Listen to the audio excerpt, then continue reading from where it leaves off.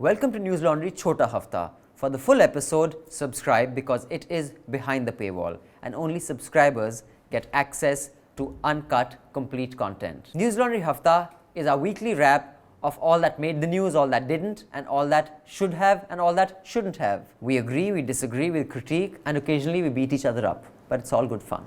Subscribe. This is a Newslaundry podcast and you're listening to NL Hafta. अंग्रेज अपना लगान और न्यूज़ लॉन्ड्री अपना हफ्ता कभी नहीं छोड़ते. Welcome to another episode of Hafta. We are in episode 362. We are recording this on the 6th of January, 3:17 p.m. And 6th of January is also the day that there was a Capitol insurgency or whatever they call it. Oh yeah, it's going to be a year. So in fact, yeah. So was it 6th Jan though? It was 6th Jan, and I think Biden is supposed to have a address, do a speech about it. But before we get into the headlines, I have a request. Thank you, those of you who did take the subscription during the Christmas break and the Christmas hampers. It's the best gift you can give to anyone. Not only will you give a good Christmas gift of high quality, but you will also be supporting journalism. So thank you. You can continue to subscribe to Newslaundry. Go to newslaundry.com and click on the subscribe button and pay to keep news free because we don't take ads. We are an ad-free platform. And if you've been seeing the newspapers of late, they are full of Yogi Ji's ads. And going forward, you will see they'll be full of Mr. Kejriwal's ads, and they'll be full of, I don't know if Congress has many states, but the Punjab government is advertising thoroughly on television. And that's where most news platforms make their money. We only get it from you, the subscriber. Thousands of you think our journalism is worth paying for. So thank you. That ensures we are not dependent on large corporations or governments. And therefore, we can have a somewhat more independent way of conducting our journalism. On that note, can I just introduce our panel and then we shall get to the headlines with Jayashree. Joining me in the studio is Manisha Pande. Hi, Manisha. Hello. She is back after a week's leave. Joining us on I wasn't on leave. You weren't on leave? I was working from there. You're working from there? Clearly it went unnoticed, my work. Could have fooled me. But joining us on the phone line from Chennai is Jayashree. Hi, Jayashree. Hi. Also joining us on the phone line are two guests. Let me introduce Alpana, Kishore first. Hi, Alpana. Hi. Good to be here. So, Alps, many of you would already know, those who've been following Newslaundry and Wire. She has done a series of pieces on Central Vista, the most in-depth, revelatory, academic, studied. We'll discuss those pieces with her. In fact, according to some conspiracy theorists, that's why Newslaundry came in the crosshairs of the government, because we exposed certain aspects of Prime Minister's pet scheme. Also, Alps, other than writing for The Wire and Newslaundry, is my former boss. And I say former because she's my boss, was my boss at News Track. And now he's my boss. Abhinandan is my boss. So. No. Did you call her Alps when she was your boss also? Yeah, yes, he did. I used to call her Alps. Alps. I was the driver. I was the chai by everything. Also joining us on the phone line is Quratulain Rehbar. We'll call her Qurat. Is that right? Qurat, did I pronounce it correctly? Yeah, hi. So Qurat is a freelance multimedia journalist. She's based in Kashmir. She's a columnist as well. She's written for Vice, The Wire, First Post, Article 14, Caravan, Money Control, and TRT World. So thank you for making time, Qurat. Yeah, thank you. Before we get into the discussion, Jayashree, let's get the headlines and then we shall get straight into the chat. Yeah, so here's the headlines for the week.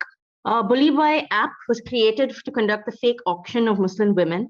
4 people have been arrested so far. The 4th was arrested today from Assam. The police say Sikh names were used to deliberately mislead the identities of those behind this website. In connection with this, Twitter has rejected urgent requests for account details, saying it's not a national security matter. In Punjab, PM Modi's convoy experienced what is called a security breach, and he subsequently cancelled his rally in the state. Amit Shah has said the Congress should apologize, while the Congress has said the security breach was an excuse and there was actually no crowd to listen to Modi. So this has become a big deal. Yeah, Amit Malviya put up videos today though of a very crowded rally. And also different Congress leaders are saying different things. So many people. Yeah, there are also lots of pictures of empty seats and all. So the AAP has said that any lapse in the Prime Minister's security is unacceptable. Modi also met President Ramnath Kovind today and apprised him of what had happened in Punjab. In COVID news, India has seen a single day spike of over 90,000 COVID cases. The Omicron tally has reached over 2,600. Delhi is expected to log over 14,000 cases on Thursday, while Mumbai reported 15,166 new cases in its highest ever single-day spike. India also recorded the first death due to the Omicron variant of COVID. Vice President Venkaiah Naidu was perhaps the only constitutional head who had spoken out against hate speech. He said it goes against the country's culture, constitution, and ethos. He also said every person has the right to practice and preach his or her faith. So that's great. Wow. Without any caveats, huh? Yeah, but UP, there were 2 arrests of 2 women who have been accused of propagating Christianity because they had a prayer meeting in their house. So yeah. All good news comes with like 5 pieces of bad news. Yeah. 5 former chiefs of the armed forces have written to the president and the prime minister over the Haridwar hate speeches. In a case of inflammatory speech, the Pune police have taken custody of Kalicharan Maharaj.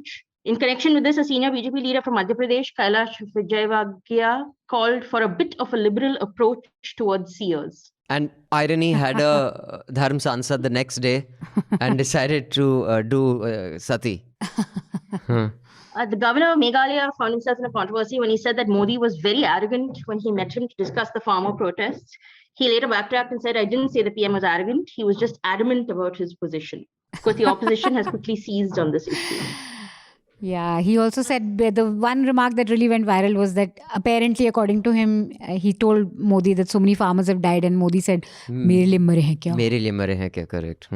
That's allegations. 12 people have died in a stampede at the Mata Vaishno Devi Shrine in Jammu and Kashmir. 14 have been injured. Neil Nongkinri, the founder of the Shillong Chamber Choir, has died in Mumbai at the age of 51. He was suffering from a brief illness. Social worker Sindhutai Sapkal was also laid to rest with full state honors. She was fondly called the mother of orphan children for her work. Very exciting news. Novak Djokovic's chance to play for the 10th Australian Open title was thrown into limbo on Thursday when Australia denied him entry and cancelled his visa because he failed to meet requirements for exemption to COVID vaccine rules. This is after they said he received a medical exemption to the COVID vaccine. So, Kurat, has anyone from the Bombay police, because now the Bombay police is investigating it because clearly the only MP to really speak up about this, actually I shouldn't say only because I believe some other MPs have spoken up after that, none of them from the BJP, was Priyanka Chaturvedi of the Shiv Sena. Yeah. And the Mumbai police took cognizance of this. They're investigating it. They had first arrested a young boy from Bangalore. Then there was this an arrest girl from Uttarakhand, 18-year-old. And now this guy who they're Another saying... guy from Uttarakhand and now from Assam. From Assam. But the Delhi police has reached that guy first. Has anyone from any security agency or investigation agency contacted you as yet, Kurat? No, I have not got any call from anyone except that one of the lawyers from Mumbai, he approached me because I think one of the victims who previously filed her she filed an FIR report. I think she has been married in Kashmir, and that's why I think he approached me. He said whether you want to file an FIR. But then I was like, because I am the only one from Kashmir who spoke about it initially, so I had no idea what to do. So I said, let me think about it because things here are quite different from things outside. So how police what's your concern? What's your primary concern about speaking to any security agency? Concern about Bulli deal, you asking? No, as in said that things here are different about speaking to any security agency. You said the lawyer would advise you. I mean, are you concerned that they will not do justice, pursue it fairly? To be honest, I mean, being a Kashmiri Muslim woman adds to the threat because as a Kashmiri Muslim, identity, is facing a double assault from state right now. Also, additionally, as a journalist, I'm a journalist right now. I think there is always the fear of security, our security. You might be knowing, you might have heard a lot of stories of how journalists is and in what conditions we are working here. Yes. So, there is constant surveillance and intimidation from the state. I don't know. I'm quite confused where to go. But I would imagine that any Kashmiri Muslim woman would be, extremely frightened or reluctant to speak with Delhi police. Speak to security forces about this, right? Because they do live in a sort of existence that is very alien to the ones that we live in. in Exactly. Plus, cities. we don't have a women commission here, because we had a women commission. I think had it been there, I think I would have gone there and I would have filed a report. But now we don't have a women commission. Even it was closed after the abrogation of Article 370. I think things are becoming quite hard. So, Alps, considering, I mean, there were other problems in the 80s and 90s when you were in active journalism. What do you, any specific thoughts you have of this Bulli Deals app and the inaction or action of governments and this whole federalism of security? Like, if the Delhi police won't act, Mumbai police say, okay, we'll act because it is a digital thing. The jurisdiction can be anywhere. Any views on that and the challenges that your generation faced as opposed to challenges that Kurat's generation faces? I mean, I think the difference is very stark, because they don't have Article 370. So that's one huge sort of umbrella covering Kashmir and permeating every part of it, society or policing or, security or army, whatever it is, and politics, of course. So when I was there, Article 370 was in full force, and the Kashmiri politicians or the Kashmiri militants or Kashmiri students, or they could say what they wanted to say.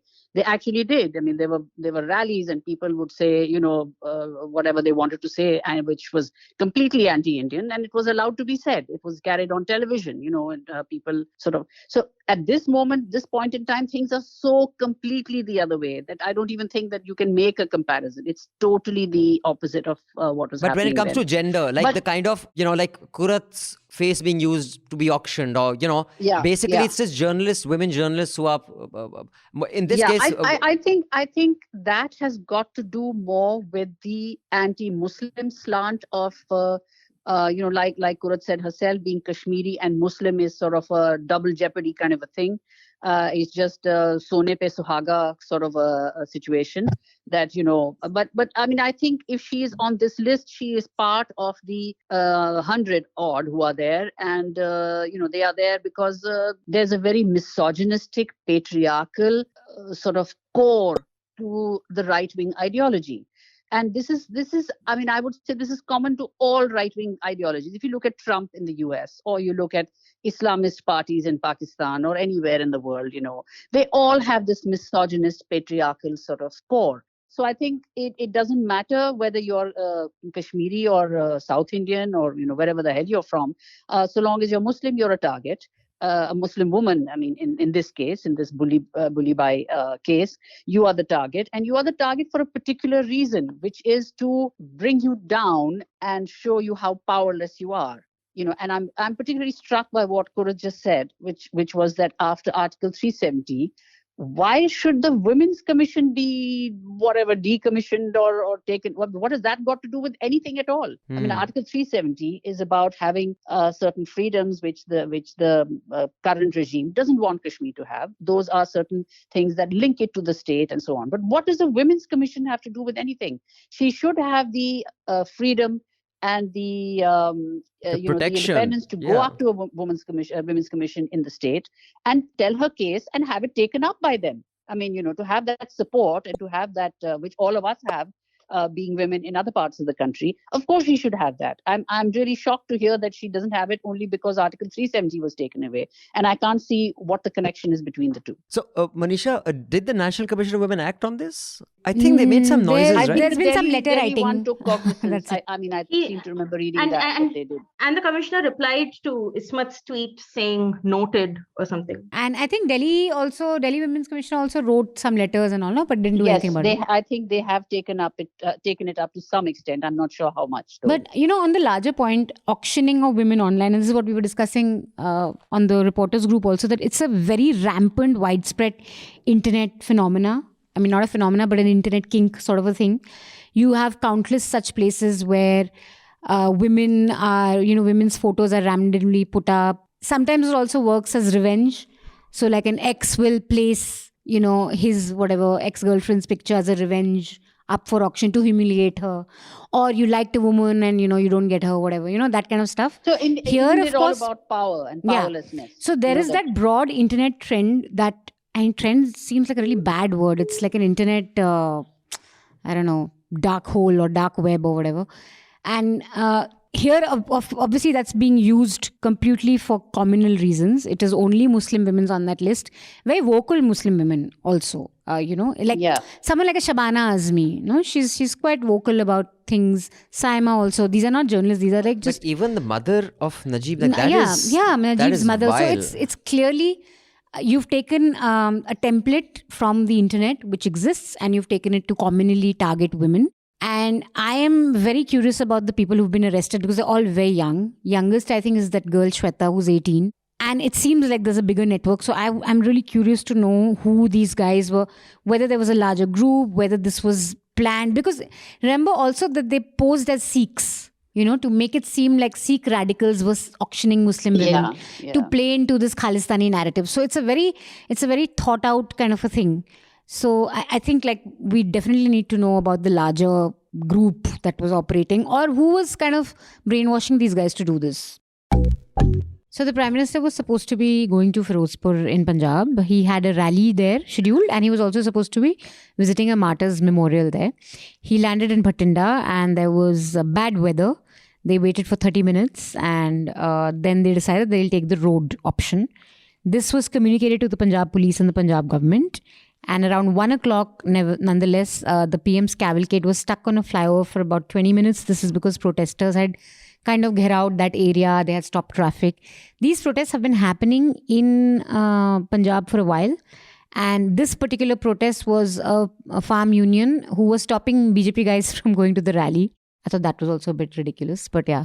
So, and then he was stuck there for 20 minutes. And it was reported by the most trusted global news agency, ANI, that I read that tweet, and it's such a weird tweet. It says that officials at the airport were told by other officials that the PM told them that you should thank your CM that I came back alive.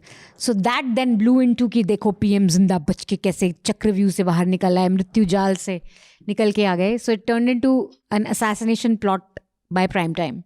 And today he's of course met the president, and there's still a lot of, and the last act of the story is number of BJP leaders are doing Mahamrityunjay Jap everywhere. Shivraj has gone to a temple. There are a lot of them being... Jay Panda, as we are recording this, is sitting at a Mahamrityunjay Jap at the Jhandewala temple. The photographs are being tweeted out of him, doing this for the long life of the PM. So External Minister also tweeted the Jap out and said ki hashtag Modi Jio Hazaro Saal, and also it's turned into something very, very bizarre. So, even though it was serious to begin with. No, it was serious to begin. Now that's the thing. What is serious? The serious is a security breach. But when it goes into this thing of the External Affairs Minister tweeting of Mahamrityunjay Jap. So one thing that, I think now is clear, if anyone had any doubt, that it is not just, these channels that are bending over backwards trying to please the Prime Minister, and that, he doesn't want this. When ministers are doing this in a coordinated way, that is the angle now. Yeah. The political angle has to be that people, try to assassinate the PM. And there's some BJP MLA has said, "ये Indira Gandhi nahi hai jo." Yeah, almost a threat to Sikhs, to bring up the Indira Sikh Gandhi massacre like that. It was just so. That's where we are. But I will say some of the primetime shows were finding it hard to negotiate the ridiculousness of this. I mean, even our Karare Chane friend Rahul, I watched some of his show. He wasn't sure how to kind of position this, because on the one hand, he was, of course, had to go down the thing that there's a attempt on PM's life. But I think at least yesterday, in the first half of prime time, some anchors found this too much even for them. Did you get that? No, I thought everyone was going with the story. They were fully invested in it? To me, everyone was like, kuch bhi ho sakta tha, PM could have been killed, anything could have happened. Khalistan is I think that was really a key. I mean, I think the key to this whole thing is the leap from a security breach, which of course is a very bad thing, to the opposition or somebody from the opposition targeting, being responsible for assassination or murder or whatever, So I think that leap is something that a lot of these anchors negotiated instantly. I don't think they had a problem at all.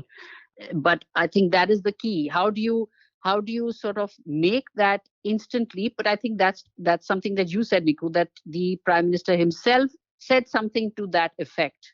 And then it just became like a viral thing, and then everybody had to respond to it in the same way.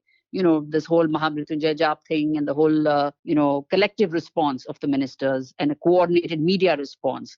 So then it becomes the issue that it can become. So and then naturally it has benefits for elections. I want to at see least- which anchors do Mrityunjay Jap today.